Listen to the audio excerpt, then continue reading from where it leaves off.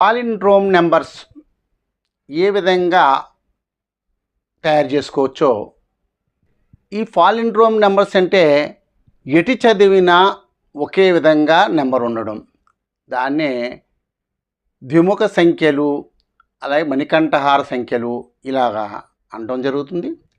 ఉండవలసినటువంటి నియమం ఏమిటంటే 1 2 3 4 నెంబర్లే ఏ ఆర్డర్లో ఉన్నా పర్వాలేదు. 3 2 4 1 ఇది రివర్స్ చేసి కలపాలి. 1 4 2 3 పాలిండ్రోమ్ నెంబర్ అయింది. 6 5 పాలిండ్రోమ్ నెంబర్.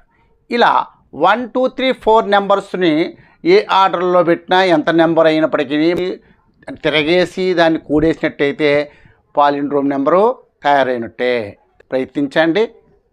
Please subscribe.